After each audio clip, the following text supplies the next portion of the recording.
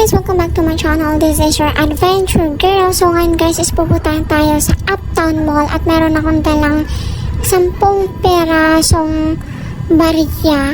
At ayun na nga guys, is pupunta tayo ngayon sa Uptown Mall gamit ang ating voucher. So ngayon guys is napag-isipan kong gastusin lahat ng voucher na meron ako. At nag-book ako ng ride na wala akong binabayaran. Kakain ako sa Market, SM Aura at saka sa Uptown na wala akong babayaran kahit ni piso.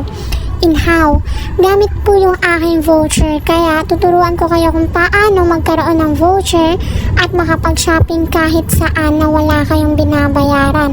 So ngayon guys is andito na ako banda sa Coco, my favorite boba in town. So ngayon guys is ang sarap sa mata tingnan ng Tesla. So soon makukuha rin kita. So guys, andito na nga ako banda. At nakuha ko na din yung aking favorite boba after in 2 minutes.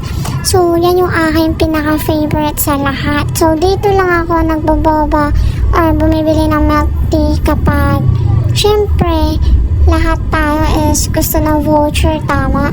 So, ngayon guys is talagang nag-shopping ako, bumili ako ng kahit anong gusto ko gamit yung voucher na walang binabayaran. So, yung coins na dala-dala ko kanina is Sa lahat ng gusto matuto mag-comment na hayo guys para maturuan ko na hayo at don't forget to subscribe this channel.